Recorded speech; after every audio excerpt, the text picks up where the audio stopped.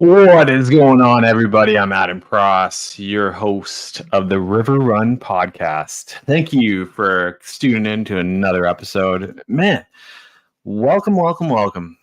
How is everyone tonight? How has your summer been going? How's the fishing been going? It's been hot in Ontario. I'm not gonna lie. I was out on the river for like 3 days and I worked my butt off. I paddled, and I'll be honest with you. I was the only one out on the river. I don't know if that was a sign that I shouldn't have been out on the river, but no, it was pretty chocolatey, and yeah, it was nice to get out there. It was hot. Like I felt like for every three casts, I was like just drenched in sweat. Yeah, but in the end, I got into some fish, and they weren't. I'll be honest with you, I wasn't really catching them the way I wanted to catch them. I was really hoping to, power fish them, but in the end, there was the Dewey Baits Ned Craw, which, man, like I'll be honest with you, I fished it earlier in June. No, sorry, earlier in July, and I brought it out again. The Hallgramite by Nico Baits, man, that thing right there too. Awesome. Like another awesome bait. And yeah, I was really just keeping things on bottom, and I found them, and it was man, it was fun. When it's this hot, I don't. I'll be honest, I don't have the success that I wish I have, and maybe that's just more time on the river, more confidence, and yeah, I don't know. It can I can understand when they say that dog days of summer are tough, and I feel like maybe I'm starting to work towards something, but yeah, no, it was fun, and like the log jams that where I was catching them, it was like there was a couple of times where I won't lie, like I got my bait all jammed up in the log jam, but no, it was fun. And it was great to get out there. Don't forget, if you are going to be out on the water, be smart about it. Like pack, be prepared, stay hydrated. Like honestly, like don't wait till you get dehydrated to try and get hydrated, because when you get dehydrated and you got to make your way back up to where you launched, you're going to be, if you were flowing with the current or you're going against the current, however which way you're going, cool, but do it smart when you're on the river in the summertime. Make sure you got all the necessities, to keep yourself safe out there.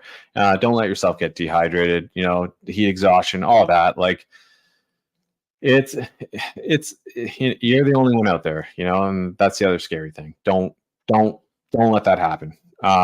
So be a smart river run goer, fisher, kayak angler, even if you're hitting the banks, like don't bring the necessities.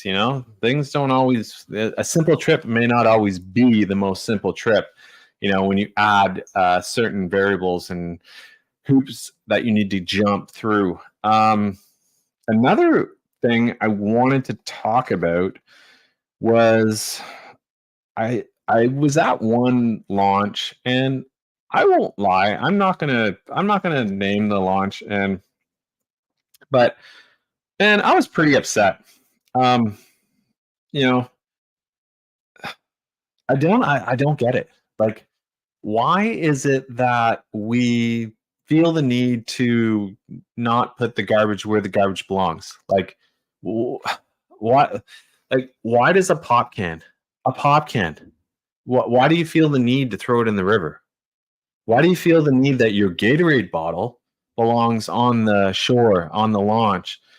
I stumbled upon this like pile of garbage, which in the end was a fire pit, and it was probably about, I don't know, a couple feet from the water. And obviously, hey, like, I'm not gonna. I don't know if it was other anglers or whatnot, but I'm sure if you're having a fire that close to the river, you're probably fishing at the same time because you left some eagle claw hooks, and it looks like you were throwing a spinner bait too, and some other stuff. But you know what? It really frustrated me because, like, there's no reason for this. Like, we can all do our part. Like, it's not hard. Like, when you go out on the water and you want to be prepared, um, you know, do Mother Nature a favor. A black garbage bag fits in any crate, fits in any pocket that you have. A little Ziploc bag for your fishing line is another great thing. Take your fishing line. If it all is jammed up, put it in there. Because if you throw it in your pocket or in your kayak, I don't know if you ever noticed, but sometimes, you know, it just ends up in the water. It's these things. I'm not saying that this is, you know, people are like, oh, thrown in right in the water. No, but we can all do our part. And so I decided to turn a negative into a positive, and I picked up an entire construction size garbage bag of garbage after I had spent solid 7 hours on the river, and I was hot, and I did go for a quick dip, but I cleaned up and I packed it all up and I brought it up to the garbage and I put it in the garbage. And that big black construction bag was full of all sorts of stuff. You know, if you, just a quick tip, but if you are going to be, you know, picking up trash at your local launches or on the river, whatever, you know, also be mindful of what you're picking up. I always put on a pair of latex gloves. Just be, you know, just be mindful of, you know, not everything out there is always recreational safe. But yeah, no. So I challenge each and every one of my listeners on the River Run podcast. The next time you go out and you do the River Run cleanup challenge, take a picture, tag the River Run podcast in it. You can tag it through their Facebook page, and you can tag us on Instagram, the River Run podcast. Tag us in it. I want to see it all. You know, if you can shoot me a video, or if you want to tag a post, it's cool. Tag the River Run podcast. Use the hashtag River Run Cleanup. The second hashtag, the River Run podcast. Yeah, no, do it. You know, I can't wait to see it because I know there's so many good people out there who are doing this. So take the time. You can be the change the world needs. I can guarantee it. All right, let's get on to something else here. I want to talk about the 13 Fishing Jabberjaw. So I picked up a couple of these over the wintertime. A friend of mine in, I want to say Kitchener, Thomas Plechny, him and I did a podcast with our friends down on the Catch podcast, Brad Hicks and Matt Siders, and we talked about the 13 Fishing Jabberjaw.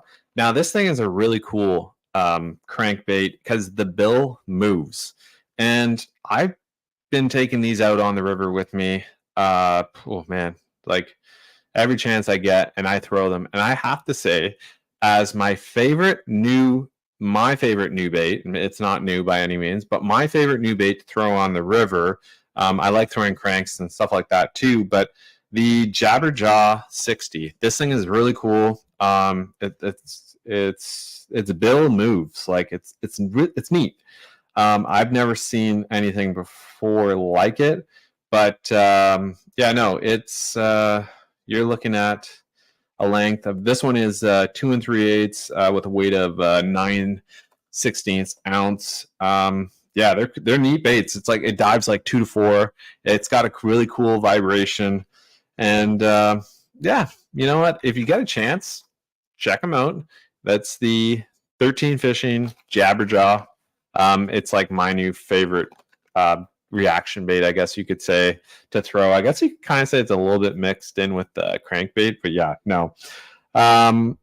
Another thing is the Dark Horse Tackle, guys. I just wanted to say the shirt you did with Live Rough, Die Tough. I like it. I did it. Dark Horse Tackle. I just wanted to say sweet shirts. And if you haven't had the chance to check out fellow guy, live rough, die tough. He's got some really cool artwork stuff that he does. I like it. So yeah, no, shout out to you guys. You guys are rocking it. It's awesome. Don't forget Dubro Fishing. The fine folks over at Dubro Fishing are always here to help out. You know where to find Dubro Fishing, and that's at dubrofishing.com. This is got to be a sweet little discount right here. I gotta say, like, you know, you save 10% at checkout. Dubro Fishing has a lot of cool products, so don't hesitate to go check it out. But yeah, no, my guest this evening, you may have seen him on multiple platforms. He is a river fisherman. He does a fair bit of rigging and video work with Yak Attack. So you'd see him on the Yak Attack website and all the socials. So yeah, I'd like to bring on my guest, Wade Clements, to the River Run studio. Wade, what's going on, man? Not a whole lot, Adam. I appreciate you having me on, man. Hey, whoa, I'm very happy to have you on, dude. Like, I have to say, you know, this is really cool because, well, for one, it's always great to have another river angler on here because it's fun talking about river fishing. I like to see, you know, all the unique rivers that people fish in their own bodies, hometowns and whatnot. But I have to say, it's also cool because you're the guy that I see when I, you know, look at Yak Attack online. I'm sure a lot of these listeners will recognize the voice or recognize the gentleman sitting in front of the camera. But for those who might not know you, I'll let you go ahead and introduce yourself. All right. So again, I'm Wade Clements. I'm the marketing coordinator at Yak Attack. Do a lot of different things there in that building when it comes to, you know, just getting products off the ground and out the door. But I would say the most fun that I get to have at work is doing all of our social media. You know, just a lucky guy. I'm you know, a local guy to Farmville. Been there my whole life, and kayak fishing was the hobby. You know, the escape from the world. Yak Attack moved back into a much bigger warehouse there, and I've been with them 3.5 years since. So, you know, you just spoke about river fishing here. Like, you know, you've spoken about kayak. You know, like, I gotta ask, like what was something when you got into kayak fishing? Because you know, through on your social media, you can see you're no stranger to the rivers. You know, you shows you know, out there on this, you know, different kayaks all rigged up. You know, you're catching some amazing fish, but it also shows you paddling some impressive whitewater. So I just what was it that got you into kayak fishing? Like, well, I mean, for years and years, you know, you tube the rivers on, you know, birthday floats and the fun floats. And I mean, just always loved the river. When I started dating my wife over 12 years, our anniversary is coming up here. So it'll be 12 years married soon. But congratulations. Her parents have a place in this little small town of Freeze, Virginia. Some river guys might know that place. Yeah, we went up there, and the very first year we rented a canoe. And, you know, kind of did the family float down the river. The next year I came back in a borrowed kayak from a buddy. And immediately I was like, I need to bring my fishing rods. Like, this is, you know, a way to pass the time. I mean, for me, it's the adventure. I like being out there, but catching fish is, you know, just makes it twice as good. I have to say, I like you used one of my favorite words, and one of my favorite pastimes is adventure. Adventure. When I look at myself, like, I am an adventure paddler. Like, I love exploration. I love checking out new bodies of water. I like, you know, doing different floats, different runs, lakes too, you know. But Man, I don't know. Like for me, it's just like this whole.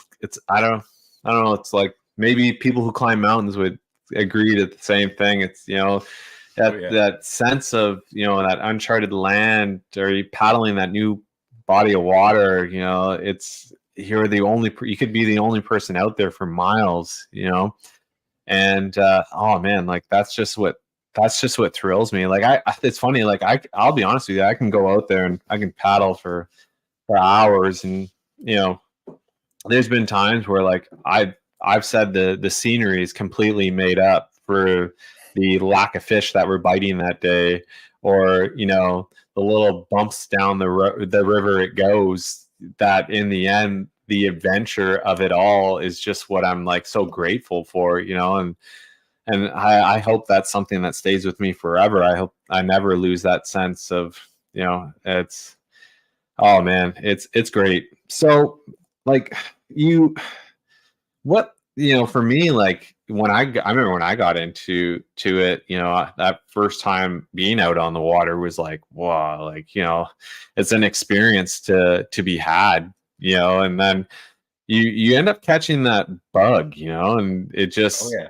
really begins to get further and further, and next thing you know, you got rod setups now. You're all set up with Yak Attack products, and your kayak. You may even be trying new bodies of water, and you got to say, as a time to be out on the water, uh, in Virginia, is it something, the rivers that you fish, what kind of fish do you predominantly catch? It's mostly smallmouth bass. I mean, most all rivers, there's a variety of species, but I mean, predominantly catch smallmouth bass, spotted bass. But I mean, there's everything in there. I mean, the Stanton River. I've had some of my best river floats over the past couple of years out on the Stanton River, and I mean, it's loaded with hybrid striped bass. I caught my first bowfin in there by accident on top water No way. last year. Oh, it was nuts, man. It broke a hook. I mean, those things are wild. But it's just you never know sometimes in the river. I absolutely love chasing smallmouth on the river. It is river smallmouth is for me is I love it. It's the drug. It is. It really is. Like, and I've fished other species, and pound for pound, I have to say, like, it is, to me, it's the best fight. Like, summertime fishing for river smallmouth, I won't lie. Like, it can be a hit or miss, because on those dog days of summer, it can be a tough grind out there. I'll tell you, that's some of the best time for me. That I enjoy being out there. I've had some of my best days. I mean, a hot summer day. I know a lot of guys don't like to be out there during middle of the day, but as it moves into the afternoon and you just push that topwater bite. I mean, I took me a long time to get on it, but forcing that whopper plopper right there in front of their face, and I mean, it's just incredible. I mean, just the violent blow ups. I mean, even the small fish, just lose their mind when you hook up. It's exciting the whole way through. It's funny. When I was on the river last week, I started my day, as I always like to start, as loud as I can be on the river. I like to, and usually it's a whopper plopper, or the Berkeley Chopo, or even like a buzz bait. But I was throwing this big Chopo. I want to say it was like I think it's a 3/4 ounce one, and I was just boom, and I would just start burning it. And I was impressed by the amount of small fish that were just like going crazy for it. Oh yeah. And like they would literally take it sideways, and like they would just blow up out of the water, take it sideways, and then obviously get in between those treble hooks. And but for even the bigger ones that grab them, like, and spots too, where I was kind of like, it would literally hit, turn, like a couple of times, and then all of a sudden it was just like this thing. You could tell it was like, whoa, it was going for it. Mm-hmm. It's a fun bite, I have to say. And Yeah, it's now like when you get into that whole aspect of, summertime river fishing, as I always like to have a couple. As much as I'm like all about power fishing, I love finesse too. Like I absolutely love finesse. And sometimes I think maybe I need to actually put that down and I should maybe focus more on a power fishing. But I found the last time I was out that when I on certain, like especially at the log jams and whatnot, like just casting in this little 1/8, you know, uh, Ned craw and just letting it go down, or even a Nico Bates Hallgermite on a EWG, because I noticed like I was kind of getting stuck into the wood. Man, it just like let that thing sink all the way to the bottom and then just slowly begin to hop it. And then all of a sudden it was like, whoop. I was like, oh, Yeah, I mean that's really how I started catching, really catching smallmouth and doing it successfully. But they were, smaller fish usually. But throwing the net, the finesse for me, it was a 2 3/4 inch tube. The tube green is pumpkin, and yeah. I mean that was a go-to for a long time. It's when you're catching fish on it, it's tough to put that down and commit to the bigger baits for the bigger fish, but it really does pay off. If the tube, I love throwing the tube. Like I'll throw the tube for, oh man. And the one way that I like to throw the tube, especially in the summertime, is like doing a text pose tube.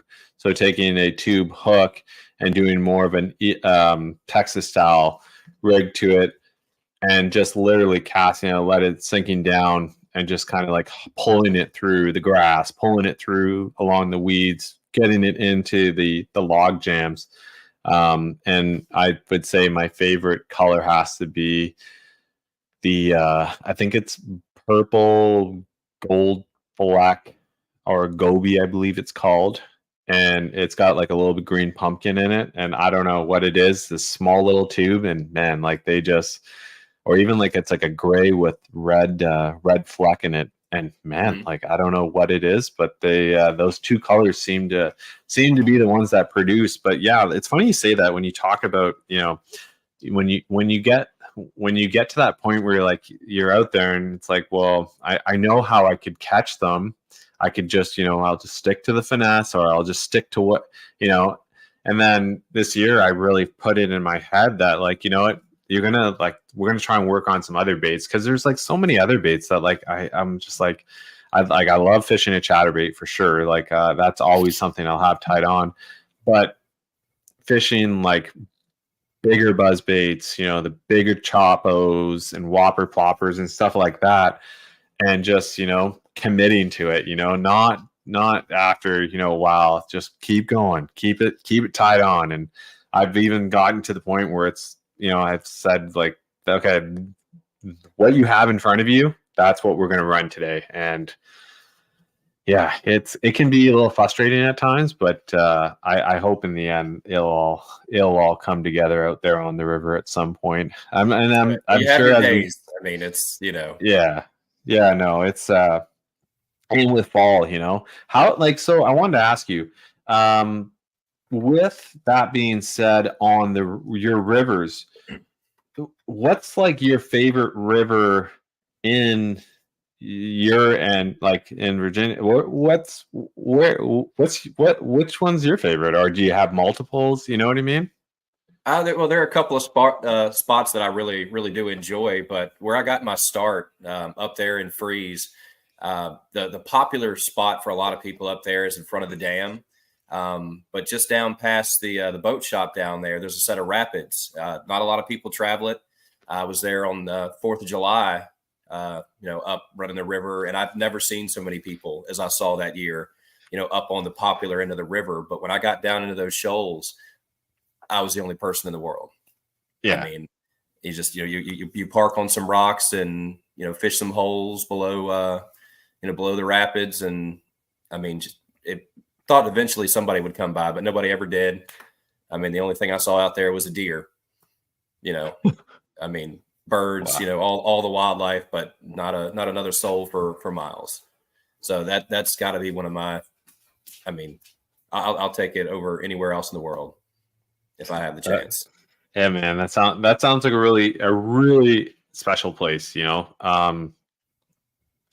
you see it in a bunch of those Yak Attack videos. Like, I mean, a lot of the river runs where you see us, running through the rapids. It's a good chance it's up there. So, like, I got to get into this here because, like,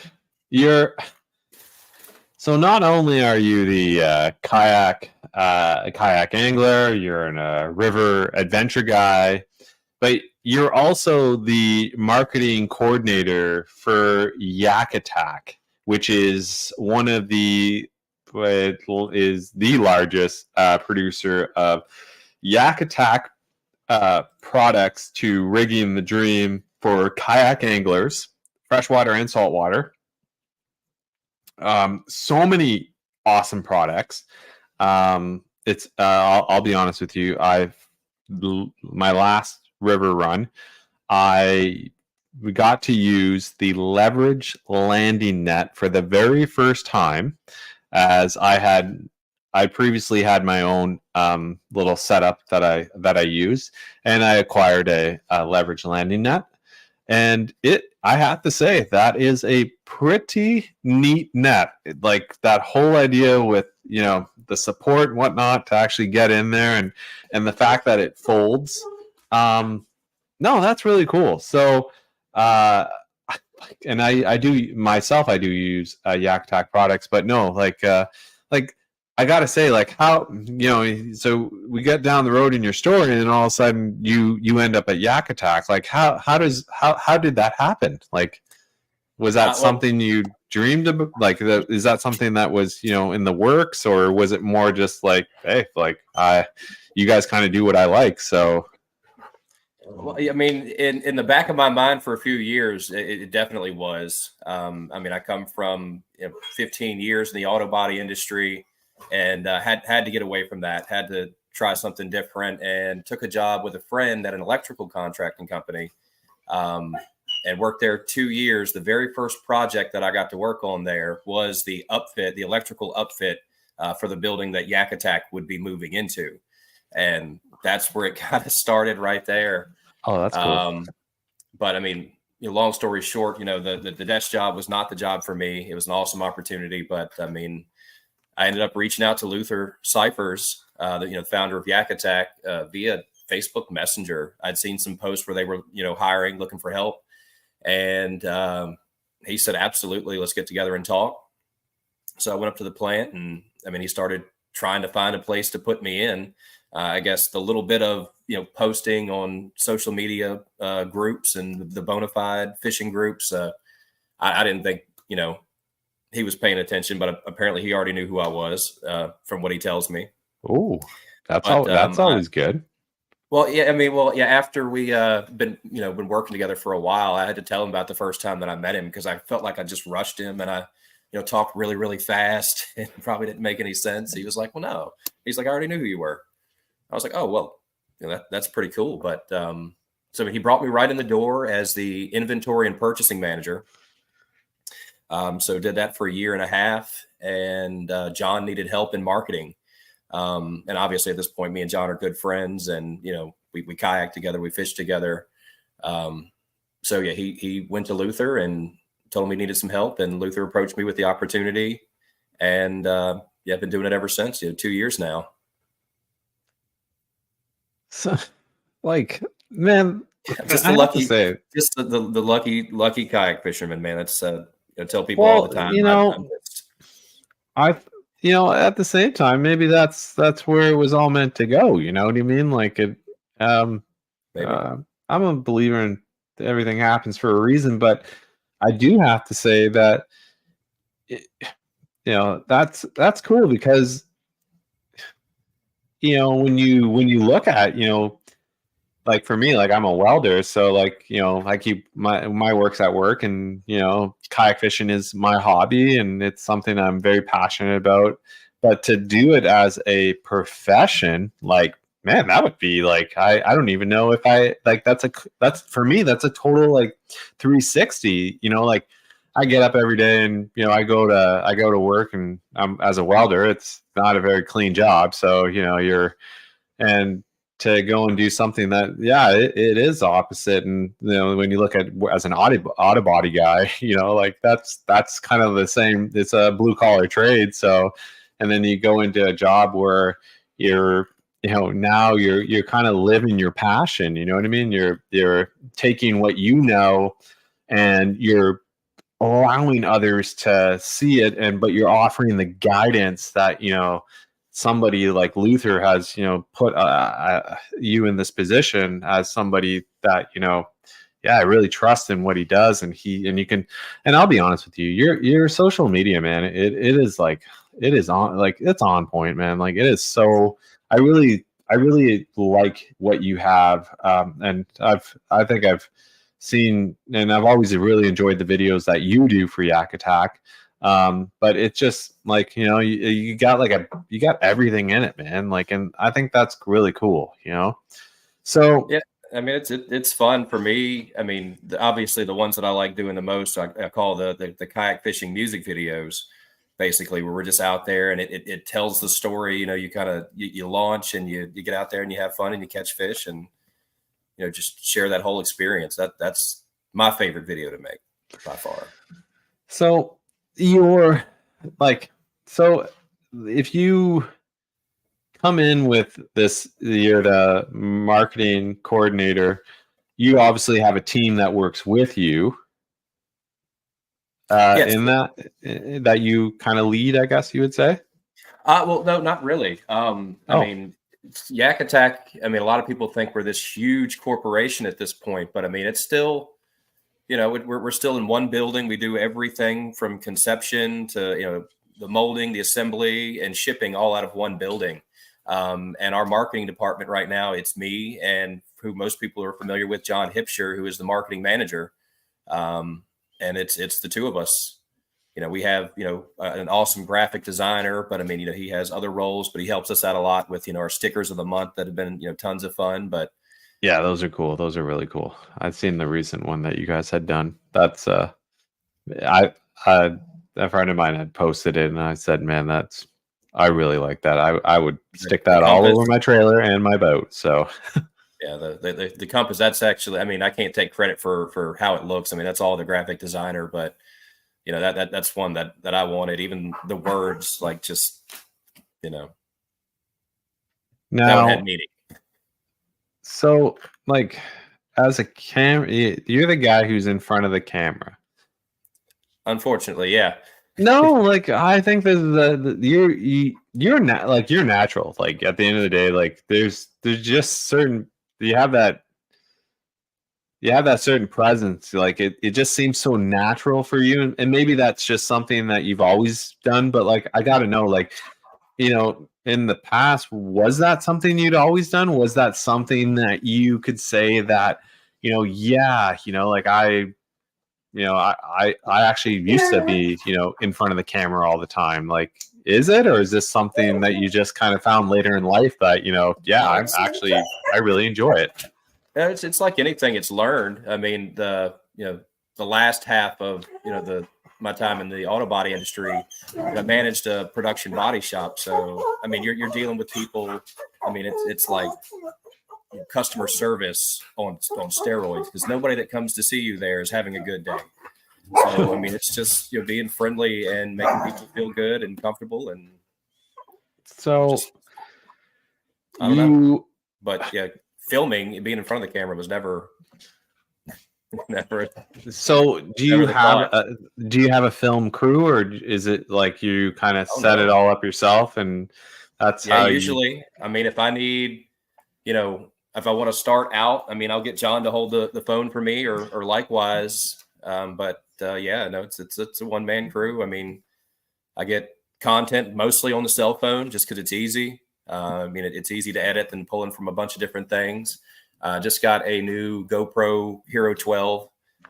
So playing with that. So you'll see more, hopefully better GoPro content coming soon.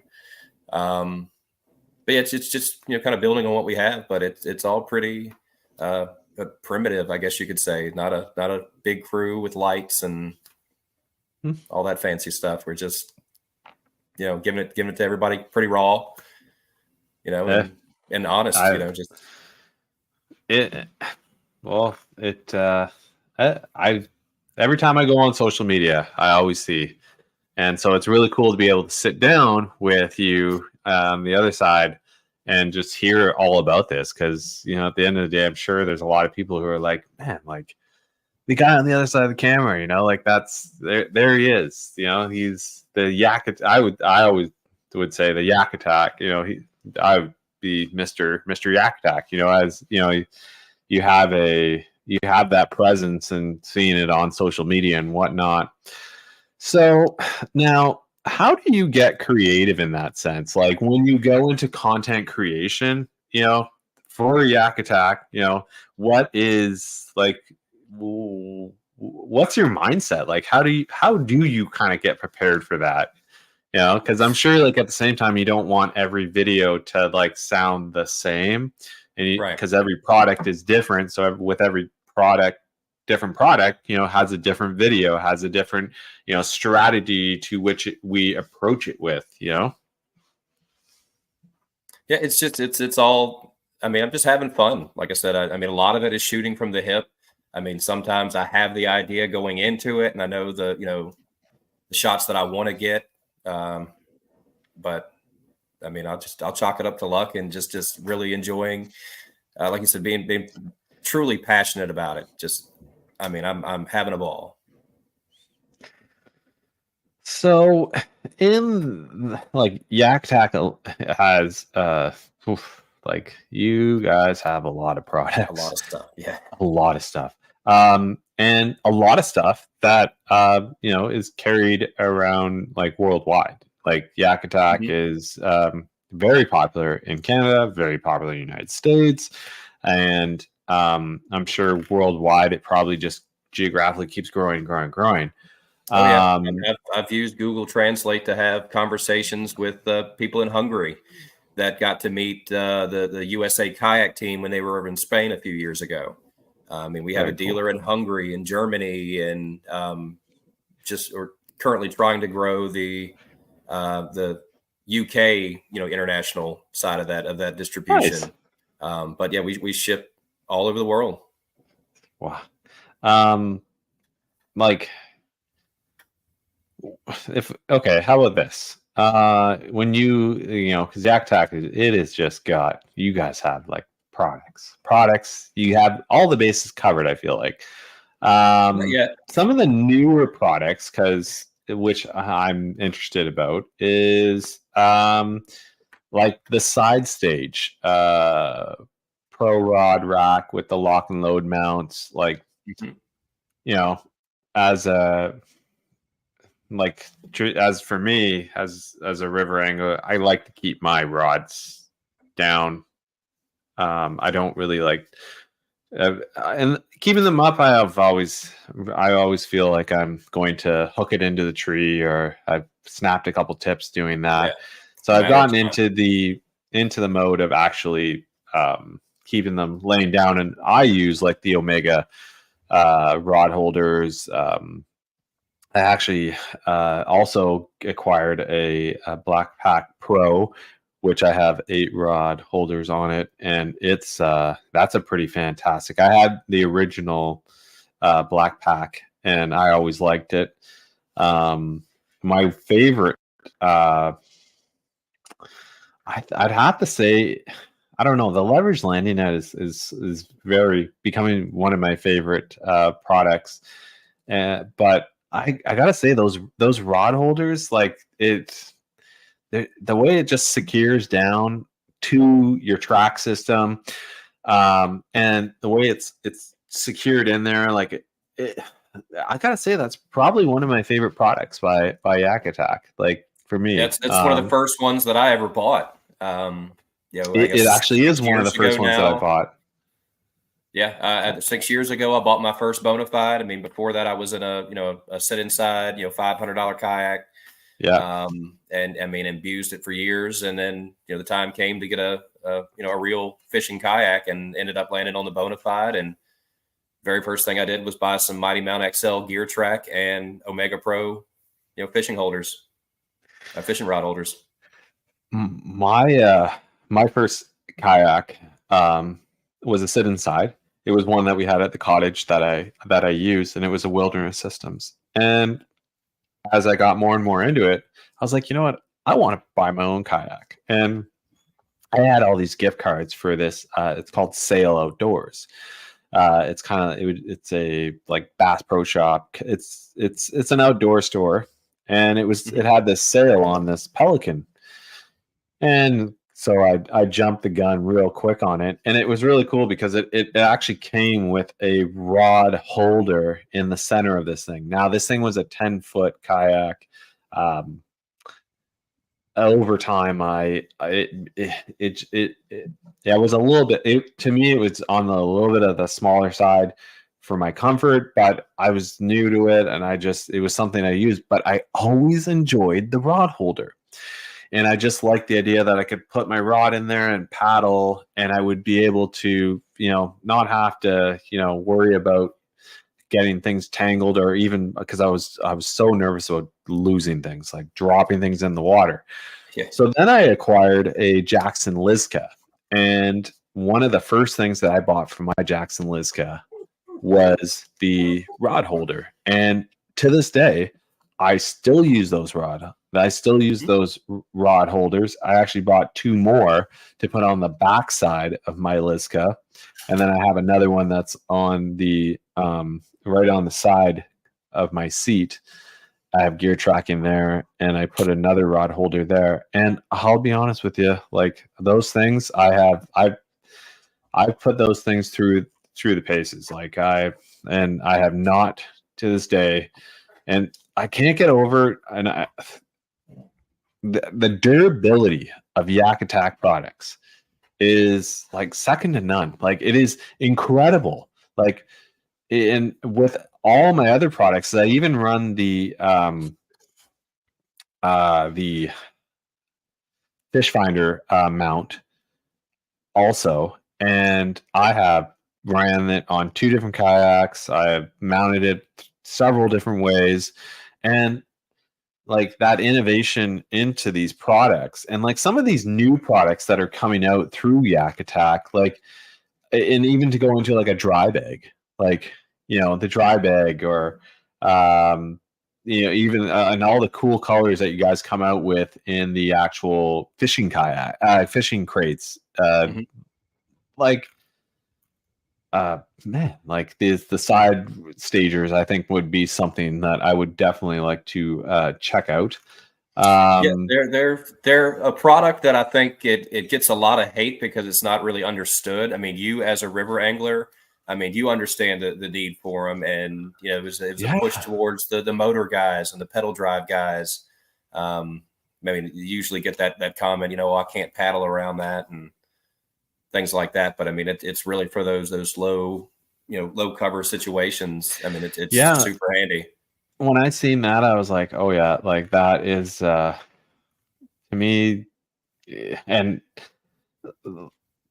as and you can see it there, like, the idea, and I think that's what makes, Yak Attack kind of neat, is that you guys, as all are anglers at the same time, you know what I mean? Like you all aren't just, engineering the stuff. Like you're actually having a chance to take it out, use it, understand the product, see the growth of those products, see where actually, maybe we need to actually go down this route with it, or actually, what, this product right now, it works great itself. If you were only to have one Yak Attack product that came out new, which one would it be? I think it's gonna have to be the track packs. I would say that the track pack is, and it's a very popular, because I know a lot of guys that when those first started coming out and the videos started to roll in, I gotta say, those look like, I don't actually own one, but from what I can see, those look like really handy. Like if you're looking to get a little more organized on your boat, At the same time, just a nice, easy, quick place to put something without it being like all over, the deck, because I think that's, that part there is, where that thing really shines is, the ability to not leave, all this kind of, treble hooks and whatever all over the deck of your boat. Absolutely. You can just kind of, or throw some plastics in there, depending on how many people, how much you take out with you. I try to keep things like as minimal as possible, so I don't want to take loads and loads out with me. But I end up with all kinds of things at the end of the day. But I mean, for me, the track pack, I mean, it wasn't a hard sell right away. It wasn't until actually taking it out, using it, trying to start getting some of the first content with it out on the water, and immediately it's like, we need to do trays. We need to organize these things. And after those trays came out, I mean, I've converted basically emptied all of my Plano boxes, all my 36 and 3700 boxes. And now everything that I have lives in track packs. And, I snap that little handle on it. I can walk them into the man cave and organize things, and then walk them back out, set them in the truck, and just snap them in place where I want them on the kayak. I mean, the Bonafide has the junk drawer. I mean, I have them mounted in the junk drawer underneath. One on the dry pod in front of me that keeps, the go-to items, and extras inside the black pack. I think I really like that. I remember when I first saw the track pack, and I was like, okay, like, and I'm like, all right, so you have, like, let's say you have your crate at the back, and you got everything in there. And the way I saw it was, man, this thing looks perfect for, as you're siphoning, let's say you're going through a couple baits, so you're not always turning back, and you can just kind of put everything there out of the way, because treble hooks will always find your pants, your sandals, your feet, your socks. Doesn't matter. Don't think that it won't. They will. And they always find mine. And I don't know what it is. I almost stepped on a crankbait one time where the hook just about made its way through my nice little sandal. And it's like, had that been into my foot out there, probably would have ruined my day. You know what I mean? Like, where I can see. Oh, sorry. No, go ahead.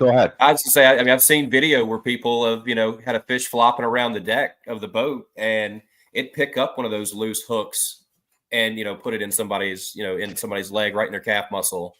So I mean, that's where the track pack really shines. People wanted the board with the holes to hang hooks, and I'm like, no, that's an instrument of death. I do not want that.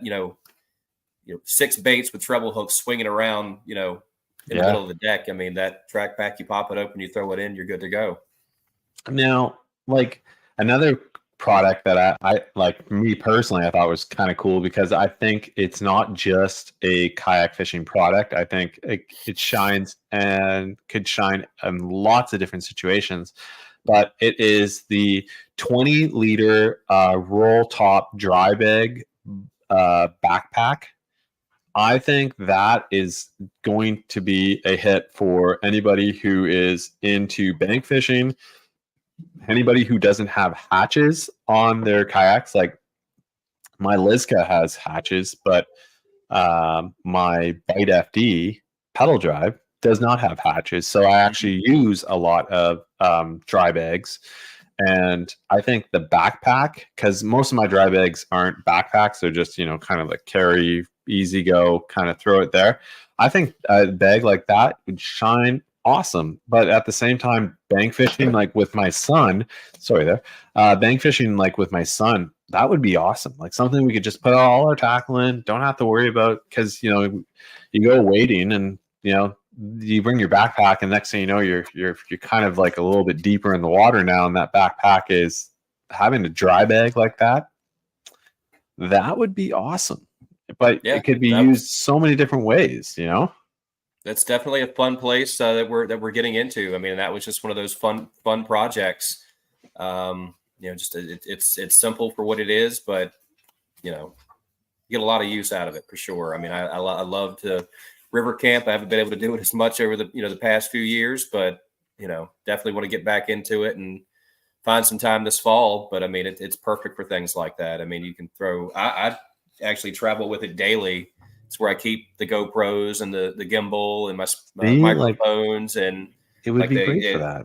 they live inside that, and that's how I Now, drag them around. But your rain gear or your dry gear. yeah. Oh, like, and it, like that's where I see it. Not just like I said, not just shining just for like kayak anglers. I can see that, as a product that shines in so many different spots. You know what I mean? Like it's so, to me, it's a versatile. In the sense it's great. When you think about gear, expensive gear that you may not want to get wet, that would be a awesome investment, like you said, for GoPros, your camera stuff. Yeah, the stuff you want to keep dry, that would be it. Now, I had also seen a post about something interesting here, and I'm the type of angler that I don't have a GoPro. Well, I do, but I'm getting back into this whole GoPro using an action camera to capture my adventures. But I'll be honest with you, I solely do this all on my phone. I have a panfish mount with, well, I sent you a picture of it, but it has the ram grip on it. And I mount it to the front of my kayak, and and that's where I take pictures with it. I shoot video with it. It's where my phone sits, and I have it like tethered to it, so I can't. If I were to flip, I wouldn't lose it. But Yak Attack has decided to come out with something even cooler. Yeah, and it's one of those projects there that it's been highly requested for years and years and years. I mean, people that have been on our pro staff team for pushing a decade. I mean, they will tell you it's a big one, but it's one of those products. There are so many. I mean, thousands of designs out there. I mean, you go on Amazon, type in phone holder, and it never ends. So how do you do something that's original and practical, as well as unique, all at the same time, and have it really, scream Yak Attack? So this is obviously, I think a lot of people have seen what we ended up with, taking, design cues from the classic Rotogrip paddle holder, which is, evolved into so many other different things now for your parking poles, even the leaderboard. This is the one that I think personally, works the best. I've been testing the prototype since March in my Jeep, and I have an old '93 Wrangler. So yeah, they opted against shocks and went with the leaf spring. So it's a nice bumpy ride, and it's held up very well. That's cool. That's really cool. Yeah, it's surprisingly secure. If anybody's curious at all, it'll impress you. Well, I have to say I was very impressed when I saw that. And as for one new product that I would say that I would definitely like to try out, just because I always have my phone with me when I'm out on the water. I use it, like I said, as my action camera. That would definitely be the mount to get. Like, it's funny you say, like, you talk about, like, and how, like, when you're getting these suggestions, you're getting, they're coming in, and whether it's from customers, your pro staff members, and they're like, hey, like, we need this. It's almost like the leaderboard, you know what I mean? Like the leaderboard that you guys came out with. That there is, another really cool product. And when that first came out, it was just like blowing up everywhere. Like you could see people were really out there pushing it. I feel like the phone holder is just going to be like that. It's just, when it hits, it's just it'll be that product that I really think people are going to pick up. And I really think it's cool that if you know what, there's nothing wrong with having extra friends on the podcast. We don't mind at all. Trust me, we are very pet friendly, and we encourage all others to invite their pets to it. Mine, I don't know where he is, but sometimes he actually sits down on the floor around me. But he is not here tonight. He's probably upstairs with my daughter. But the River Run podcast and Wade. We have a sweet little giveaway that we're going to do. And this is to the listeners of the River Run podcast streaming. On August 17th, you might be one of the very lucky people to receive the new Yak Attack phone holder. We're going to select one lucky winner. So if you're interested in being in this giveaway, I will select one random winner, and we will send you the phone holder, the new phone holder from Yak Attack. Here's what you got to do.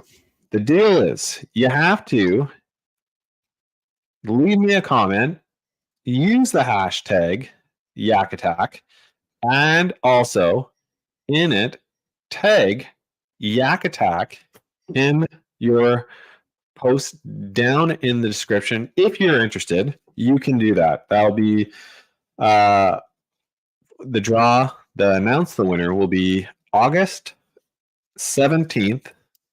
It will be announced at 8 p.m. and I will get in contact with the lucky winner, and you will receive the brand new phone holder from Yak Attack, courtesy of Wade and the fantastic crew at Yak Attack, which is super cool. And it's also really cool because this is like the very first giveaway that the River Run is doing. So I got to give this all to Wade because he reached out about this idea, and I was like, yeah, dude, I really like this.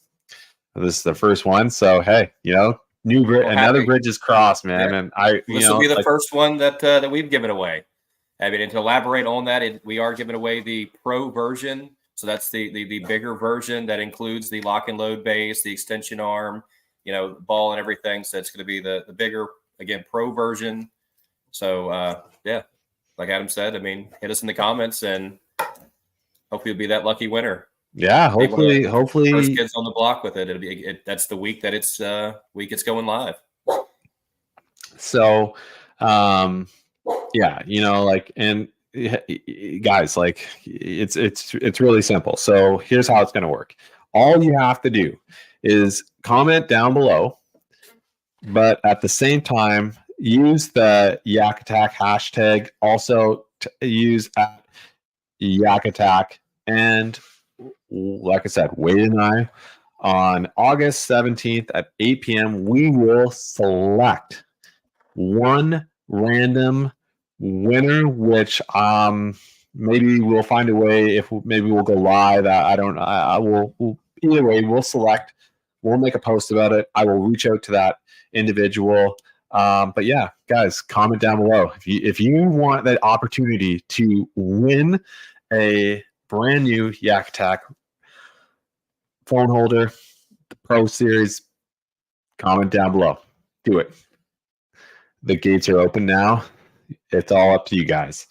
But I do want to go back to when you're talking about like you take all these products, okay, and you're testing them. Like, are you giving them to do you send them do you have a select individual that you choose for testing here? Like, is it like I got to find the guy who's the roughest on his gear, you know what I mean? I got to put it through the paces, or is it like, what, here, try this out, let me know what you think? Or do you kind of look outside of the box and go with somebody who has no idea, with what that product could be used for, and just kind of pick at their mind, kind of using the idea that, you kind of look at it this way and they're looking at it like a whole nother way. It's definitely some great perspective to have, but most of it's team guys. Our product development pace, I'll say, it's definitely been supercharged here in the last year and a half. We went from having one designer, and now we have 4. We brought in 3 more very talented guys. I mean, these guys are cranking out things all the time that nobody gets to see. Some people might never see. So it's kind of us in the office. Again, that's something I'm very blessed to be a part of. Is we share an office space, me, John, and the 4 designers.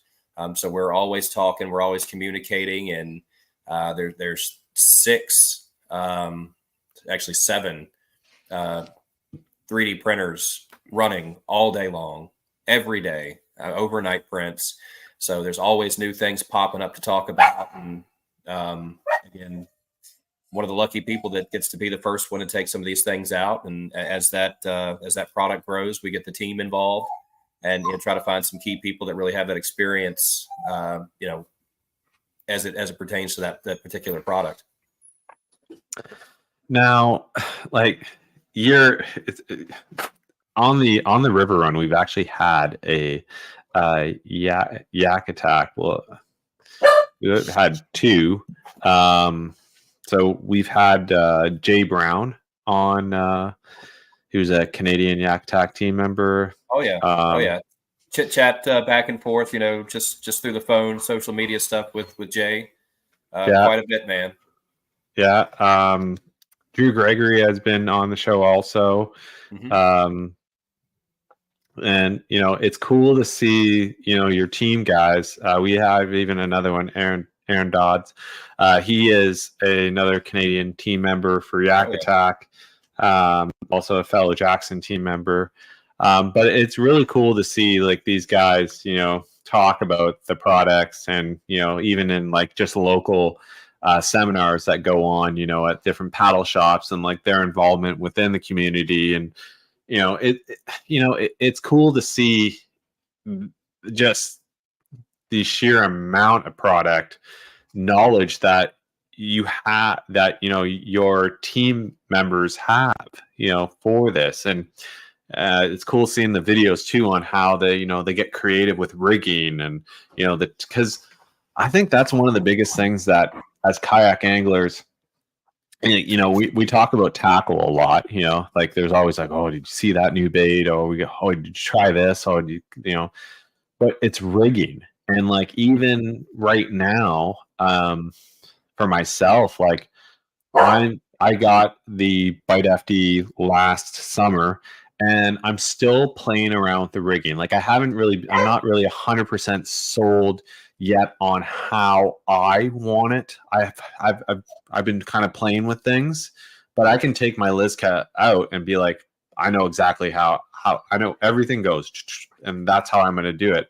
So it's fun playing around with, talking with people who've, rigged these boats, and, just their insight to it, and just a lot of other fellow teammates in, whether it was Jackson or even talking to,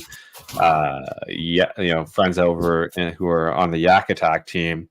It's cool, their helpful insight, and I think that's what just really makes also your team atmosphere really awesome at Yak Attack. So, I mean, it's different. Every boat, every person.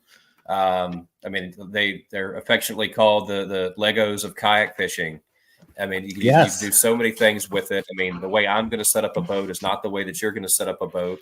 No. I mean, I know guys that like rods all out in front of them. I like, me personally, the mullet method. It's business in the front and the parties in the back. Oh, I like that. That just made my day right there. That is the best thing I've heard yet. You're welcome. But yeah, I mean, I don't want a lot of rods, anything to get tangled up on. I mean, gosh, if I had good footage of just fish jumping around the deck trying to hold a fish down on a measuring board, man, it gets nuts. So I want, a nice, clear, organized space. Some people, I mean, they that don't have all the stuff. They're like, yeah, that thing's a floating gadget holder. I was like, but I'm organized. Everything is exactly where it needs to be. It's out of my way, or it's right within an arm's reach.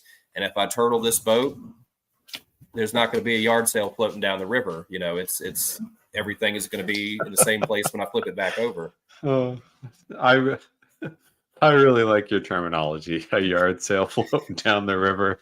I guess it must be a Virginia thing then, because that's the one that I've always heard. Yeah, well, you know what?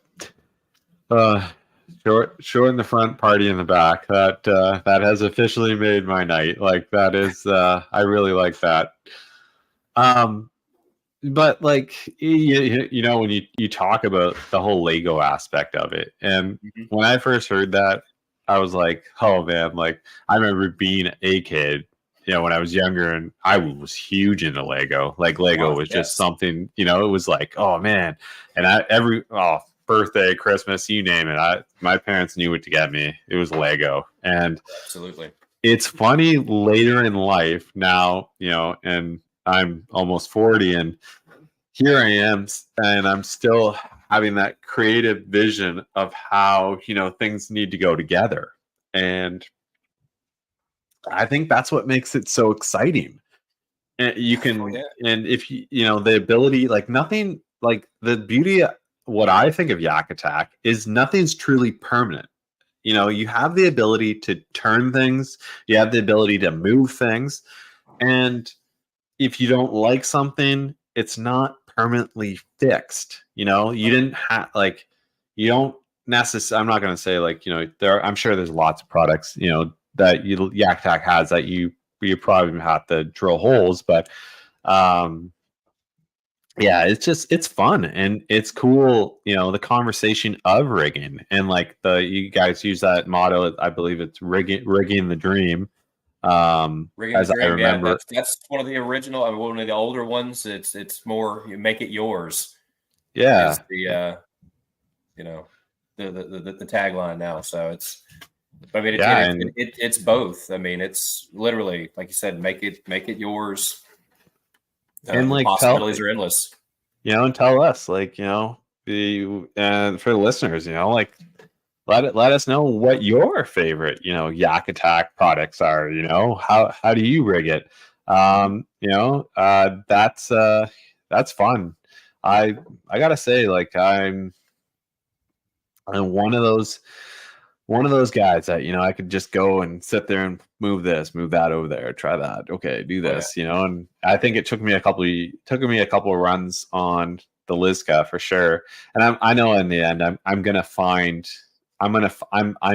narrowing it down, and I've had this conversation with somebody else, and they're like, yeah, just try this, try that. And I'm like, okay, like, you know, and I feel like it's getting there. And I remember, and I was watching a video too, and I remember just stopping and just being like, oh, like, yes, this is happening. Like somebody finally understands like what I'm looking for now, or like, you know, yes, it's been done, you know. And I think that's where the beauty of Yak Attack shines too, is that there's so many people that like show how they rig it. You know what I mean? Like, I think that's cool, you know. Like I love to teach. I love, you know, learning things, but I love sharing my experience. You know what I mean? And if I can share my experience, you know, whether it's, you know, on the water, off the water, what worked for me, what didn't work for me, you know, I think, you know, there's people out there that they like that, you know. And I think, you know, you can see, you know, for your kayaks, as you know, you're a bona fide. Which bona fide do you have? I have bona fides. Yeah, I have two bona fide SS01-Eps. Cool. I went with the 10-foot kayak just for the maneuverability in the rivers. I mean, I loved it. As soon as I saw that they made one in red, I had to go get one in red as well. Yeah, and I've been rocking those two for a while. I've definitely had my eye on an RVR. They're basically their river build. But I mean, I've had the opportunity to be in so many other great boats too. I mean, that's what I've got. But we picked up some Old Towns not too long ago, and maybe it's not my choice for the river, but anytime that I get on a lake, I hate having to paddle across the lake. I'm not a motor guy. I'm not an electronics guy really at all. I like just to get out and learn a body of water and use instincts, and sometimes it's hit or miss, but I like that approach. Yeah, but I mean the old towns that we been using for the past few months, I mean they're awesome. You were talking about the Bite FD, their pedal drive, I mean, is phenomenal. I really like it after they worked the kinks out of it. It was a great one, and just the having that lever to deploy, and stow the prop there is super, I mean, crucial. And when you're fighting big fish and they run into the boat, it's just, everybody's got their things that they do really well. I'll be honest with you. I really like that approach of kind of going with your instincts, let Mother Nature, listening, reading the water. Mm-hmm. Well, it's different in the river. I mean, lakes, especially. I mean, if you're a tournament guy, don't listen to me. If you're competing for money with other folks that are 100%. Running live scope and get you a live scope, it's silly not to. Well, you got to get with it that level. But for the river, it's just you're gonna grind basically any transducer you stick in the water. You're gonna grind it to pieces. Down the river. So you're looking for those holes. Looking for those. The current breaks and the bends, that cast, across that shelf where the water falls off. I mean, I'm looking for water. I don't do a lot of flat water. I mean, I love white water. That's the other part of the adventure half of this. So, I mean, I'm not doing, the lazy river. I'm looking for something exciting, class 2s. Occasionally I'll go find some class 3s to play around with, in the sit on top fishing kayak. I think I've pushed the limits about as far as I can in that S01-Ep.12. Oh, really? Oh, yeah. Downtown Richmond, Virginia. I mean, they've got some awesome class 3 rapids. I mean, I've gone swimming, nothing crazy, nothing, catastrophic by any means, but I've gone for a swim both times. I've run that stretch in different places, but I mean, that's again, the other side of that coin, to fishing. It's that thrill seeking kind of part of it. Like the videos that, Jackson Kayak does, like I would love to tag along with Dane Jackson and drop some waterfalls like that. That speaks to me. Like I want to do that kind of stuff so bad. Well, if you're listening, if you're out there and you just happen to run by the River Run podcast, I'm telling you now, my friend Wade here, he wants to get out on some serious rapids and wants to drop some waterfalls. So Team Jackson, yeah, if I can hijack you for a second, that's actually part of what I'm doing. I told you, before I got home, I was going to look at a kayak. So I picked up a borrowed whitewater kayak and a spray skirt for some training that Jeff Little and a group, some of us other guys have been doing. The first part of it, Drew Gregory and Russ Snyders and Dustin Hoy were all involved. This next part of it, Jeff Little and I are going to be going to North Carolina next weekend to level up and get our level 2 and level 3 instructor certifications for river fishing. So that's through the American Canoe Association? Yeah, through the ACA. Yes, ACA. That's it. Yeah. So Jeff was talking about that when he was on the podcast, and we were talking about, and Drew was talking about it too when he was on. We were talking about the Kayak Adventure Series, and we, he spoke about how, you're going to have the ability to also come down on a Sunday and you can learn, paddling skills. There's, and you can learn from guys like, Jeff Little.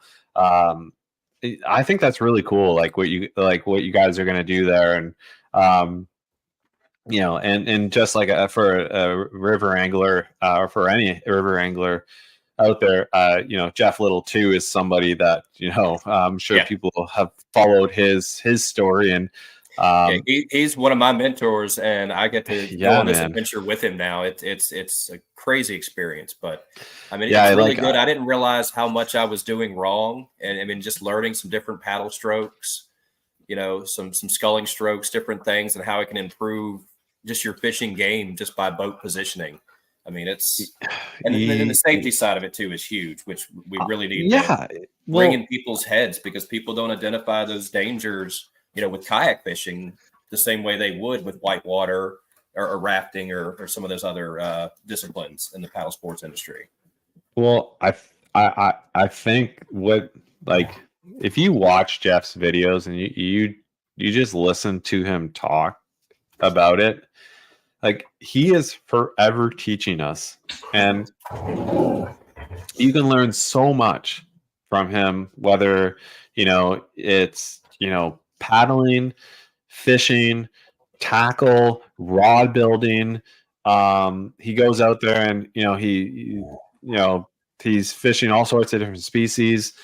But man, like the guy is a wealth of knowledge, and for he'll me, Miyagi you too. Yeah, he'll Mr. Miyagi you. You won't even realize it. Next thing you know, you're doing something right. Yeah, and I could totally see it. Like, and it's funny, like even when he was on the podcast, it was just cool to sit there and, like I said, talk. But no, so you're gearing up for this next adventure. So how, like, what's next? Like, so we got some paddling coming up, some ACA stuff. What else? Like, what else is going on with Wade? I don't know. Like I said, that's the big part of it right now. I mean, that's kind of, I don't want to say the retirement plan, but you'll be able to use that platform with what we're doing. I'm sorry, the dog keeps pumping the table here and shaking the camera, but that's all right.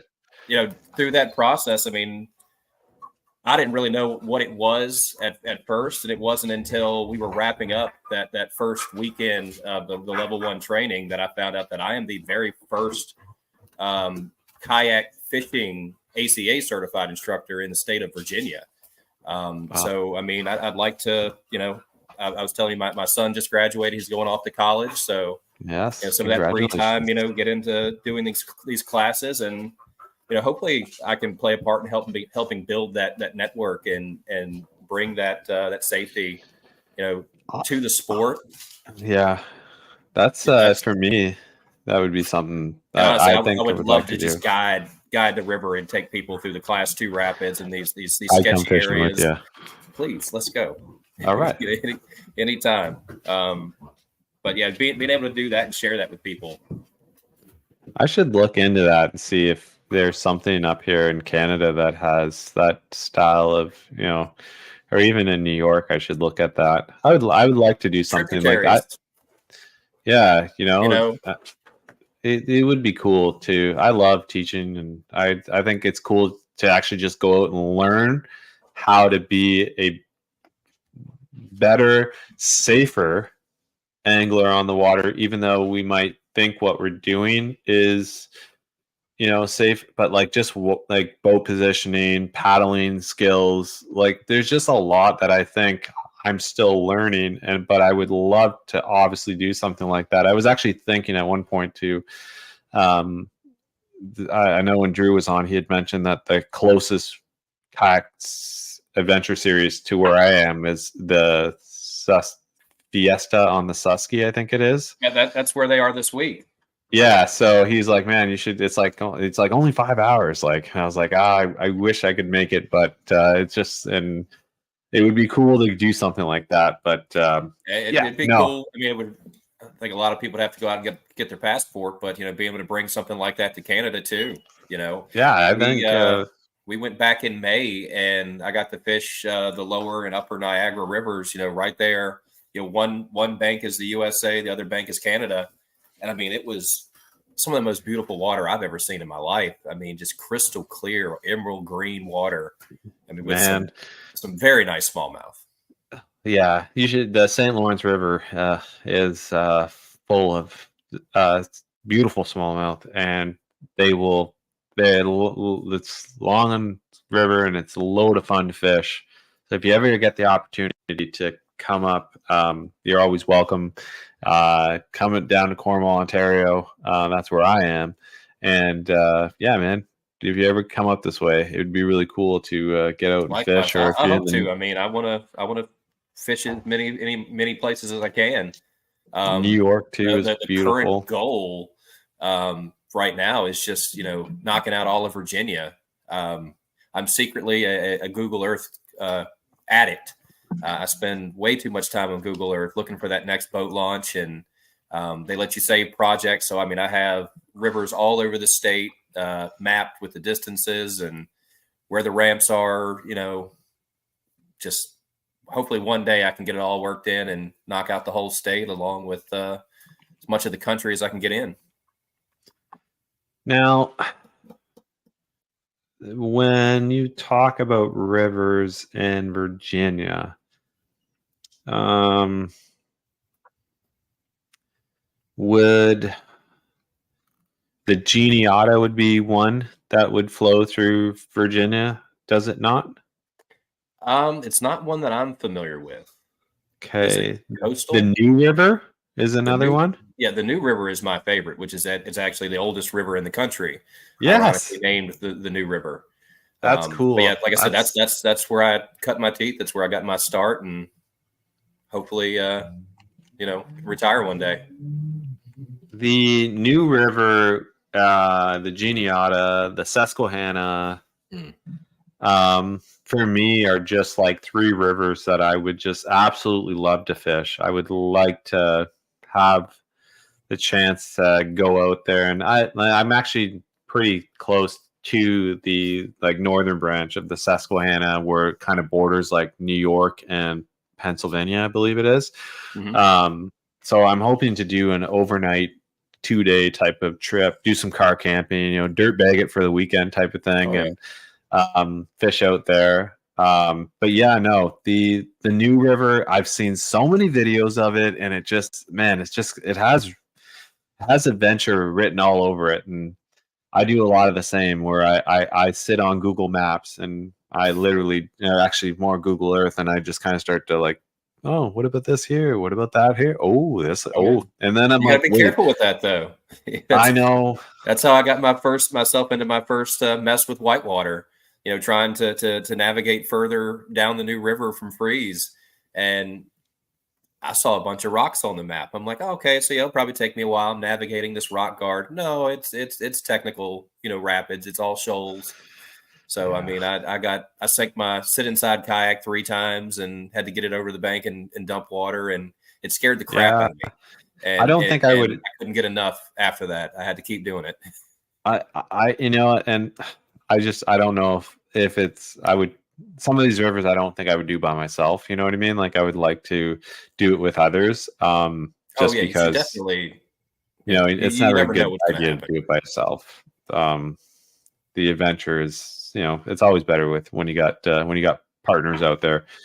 But yeah, like I gotta say, like it's that's really cool. Like, and I hope you guys have a blast, man. Like I think you're going to like really excel as you go through that, and at the same time, like you said, like you're going to be learning new skills, and new skills are always fun. And why not do it with like some of the, I would say, some of the best river anglers out there, and I think that's really going to be a cool adventure. Yeah. Well, I mean, yeah, just I guess through the whole process, the people you get to meet, like I said, getting to do this with Jeff Little and Drew and some of the other guys. And I think that's the best thing about this whole sport and this job, is the people in the industry, getting to go to ICAST the last 2 years and meeting people from all over the countryside that, I engage with through social media, and getting to meet these people and, getting to hang out and talk with you tonight. I mean, the people in kayak fishing, for the most part, I mean, are awesome folks, very, very like-minded. It's awesome to be play the part in it that I get to play. Like I said, I'm just a lucky guy that's having fun. Yeah, well, I think you're doing a pretty fantastic job at what you do, and I really appreciate you taking the time and coming on the River Run podcast. As this has been really, really an awesome episode. And as we end this episode, I got 5 questions for you. So I'm going to shoot you 5. Okay, so if you could only go out with one fishing lure, what would it be? Oh, I It's mean, I got to don't be get to know what time of year it is or anything no. It's like just that. one. If you could only fish one, what is it going to be? I'm gonna throw the Whopper Plopper. The Nice. River to Sea, the 90 series. It makes this. Nice. I mean, Oh, all the different sizes. They have that different flop to them, and that 90 just that's the one I've caught all my trophy smallmouth on. So that's where I'm going. all And right. you can't beat a topwater day. Oh no, you can't. It's an adrenaline rush. Like it's just like kind of like a kid and you played with that little twisty thing and you wondered when it was gonna jump out at you. I feel like the Dude, I've smallmouth are never like, thought about that. That's like a great do, do, do, analogy. do, do, and you're like, oh, it's gonna come. And then boom, it's there. It's the same thing with the smallmouth. I find like you're just going along, another cast, going along, another cast, and then boom, it's just like it's out of the water. Yeah. So all right, question number 2. We'll got to focus here. I'm sorry. I get talking about smallmouth and look what happens. Hey, Yeah. I apologize, guys. I really do. I will apologize for future mishaps. Well, all right. Question number 2. If you could only fish with one person, who would it be? It can and it could be anybody. Like it could be family. It could be a professional angler. Whoever. My son. All right. Nice. I like that. My son and I do a lot of fishing, kayak fishing. I've been taking him out, oh God, years. Even when he was on a little Pelican, I would take him with me. Just paddle around, dude. Have fun. Catch some fish. Our father and son time. Yeah, for quite a few years till he got older, and then he's out there and pick up the fishing rods and he's got his earbuds in, listening to his music, just chilling. Yeah, but. They're at the end of the day, they're gonna do them, like they're having fun. So if you could only have one Yak Attack product, what would it be? Oh, ooh, I'm trying to think. I mean, we kind of hit that question a little bit earlier, and I said track pack, but at the end of the day, maybe the black pack. Just it's that overall storage. It's behind me. It doubles, with the rod holders on it. So that is the, that's step one in rigging a kayak for me. Is I like it. The right black pack. I like it. All right. Well, we got 2 more. So be prepared, as these are only going to get harder and harder. If you could only fish one body of water for the rest of your life, what would it be? Double shoals on the New River. All right. I had a feeling we were going that way. That's my spot. That's cool. That's cool. All right. So if there was one place that you could new body of water that you could go and fish, and this can be anywhere in the world, where would it be? That's a tough one. There you go. That's a tough one. You knew I was coming with it. I love smallmouth fishing, but there's something about a saltwater fish. I've unfortunately, gotten a little spoiled. When you get out there and you hook into a big salty fish. So you've got places like Panama, Los Buzos. Mm-hmm. Tarpon. I think the tarpon would be the prize fish. Catching the tarpon from the kayak from the kayak. Tried last year in St. Augustine and ended up catching a 6-foot shark. Wow. The tarpon were there, but just never hooked up. But that's the fish. So I don't know whether my best chances are for that might be somewhere in Florida, I would guess. All right. Well, maybe the Keys. All right. Well, you know what? I think those are all awesome answers, and as we come to the end of the River Run podcast, Wade, like I said, I really appreciate you coming on. This has been loads of fun. We're going to have you back on. You are going to need to return onto the podcast. But for those people, let them know where they can find you on the socials. Well, obviously everything Yak Attack. yakattack.us on Instagram, TikTok, Facebook, YouTube. I'm a little slow to get things up to YouTube, just the pace that we run constantly, but or feel free to reach out. Reach out through those socials. Give us a call at the shop. We have an awesome customer service team. We actually, when you call Yak Attack, you talk to a person, and some very knowledgeable young ladies, and just the staff we have at Yak Attack is incredible. Some of the best people in the world. So find us if you have any questions, need any help. Ask for me. I'll talk to somebody on the phone any day. So we're always here. Awesome. Wade, like I said, I just wanted to thank you for coming on the podcast. It's been awesome. Don't forget, Wade, Yak Attack, the River Run podcast is dropping the first giveaway. You'll be randomly selected to win. You saw it. That's right. The phone holder from Yak Attack. You got till the August 17th. I will select one random winner. You know what you got to do, and that is use the hashtag for Yak Attack. Also, tag Yak Attack in it, and you'll find out August 17th, 8 p.m. Eastern. I will select one lucky winner to receive the new phone holder from Yak Attack, courtesy of Wade and our awesome friends over at Yak Attack. So, hey, from myself, I'm Adam Pross, your host of the River Run, and I thank you for stopping on by the River Run podcast.